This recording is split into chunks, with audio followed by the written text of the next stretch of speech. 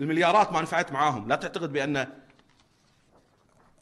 الكلام الطيب مع هذه المجموعة راح يكون له نتيجة. احنا اليوم كشعب نطالب